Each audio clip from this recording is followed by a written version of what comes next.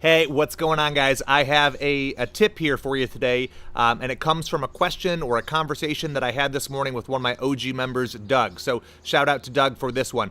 This is a common scenario, or relatively common scenario, and whenever I come across a problem or a question multiple times, I like to create a video or a blog post so that the next time it comes up, I can steer people toward that resource. So anyway, here's the situation.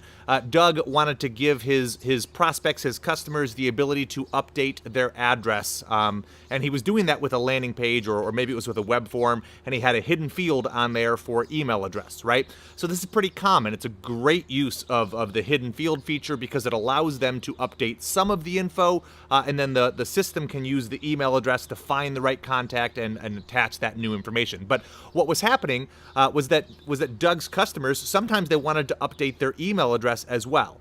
And if you add the email address, or if you expose the email address and they change it, well, what happens is Infusionsoft creates a new contact because it no longer recognizes, hey, this is the same person, because email address is the unique identifier. So there are plenty of third-party tools that allow you to handle this. Most membership sites or billing portals will allow for that type of functionality, but there is actually a completely native built-in feature in Infusionsoft that allows your prospects to update their own email address, or their billing address, or their phone number, or all three. And it's not all that common. So a lot of people don't know about this feature.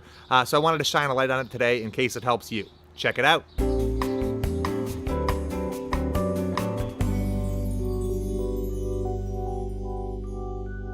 Okay, so once you are in your Infusionsoft application, you're going to jump to Marketing Settings. On the left-hand side, you should see Automation Links.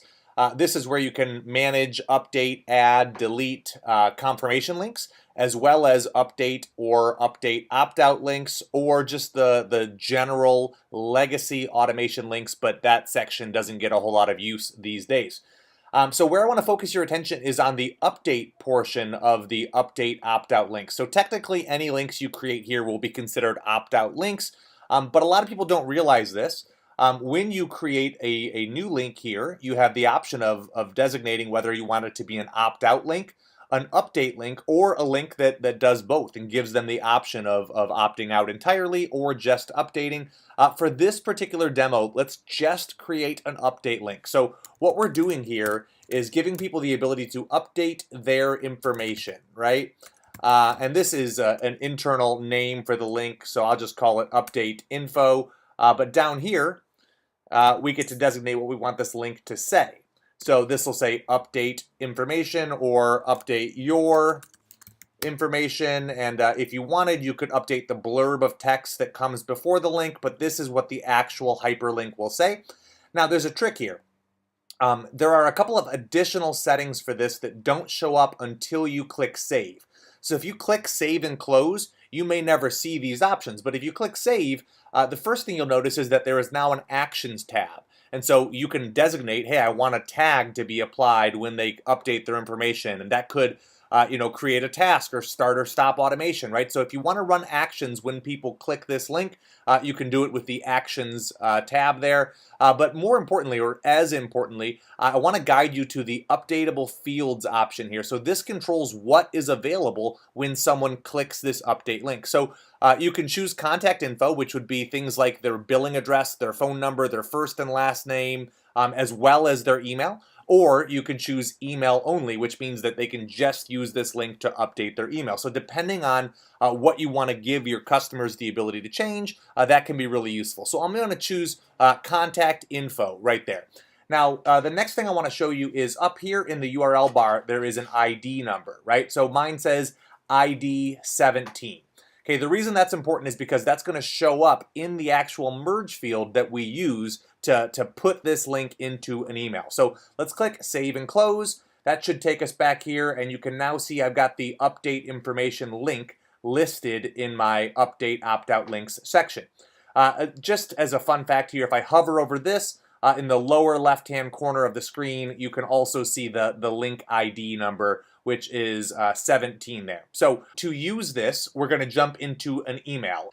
So we'll jump into really any sequence and any email. You could just as easily open up a broadcast if that's faster for you.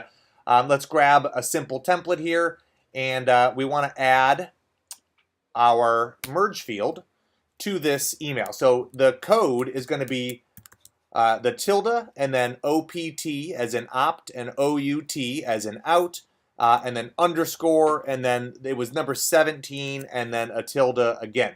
So that is case sensitive. I want to be clear. That is the opt-out merge structure. You can access it from the template section, but I just happen to have it memorized, so I'm going to pop it in here just like that. Now, if you want to verify that you've got the merge field done correctly, you could actually just go to preview, and it should replace it with the text you used when you were setting up that link. So update your information. Of course, it's not clickable here in the preview, but when this is sent, it will be. So let's go ahead and give this a subject line. So test subject line, and text preview text. And then what we want to do is actually test this here. So let's go send this email, click send. And in just a moment here, I should have that email showing up in my inbox. Okay, so the email has come through. You can see opt-out 17 has been replaced with update your information.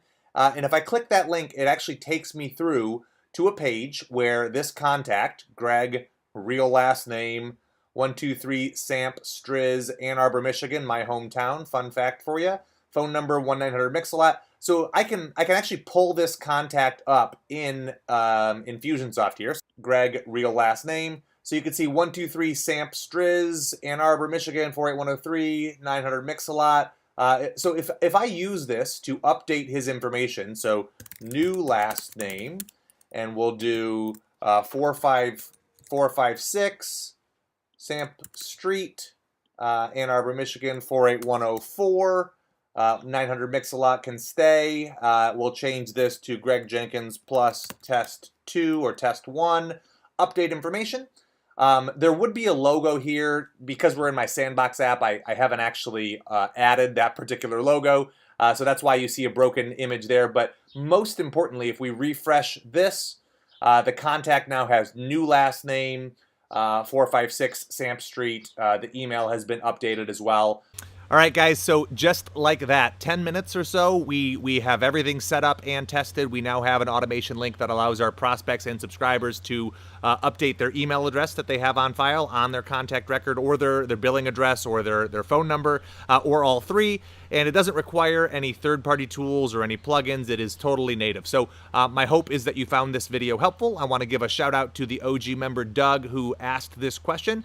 And if you find a use case for this in your business, please feel free to comment below. I'd love to see the various ways that this winds up saving you time or effort, or allows your customers to do things they wouldn't have otherwise been able to do.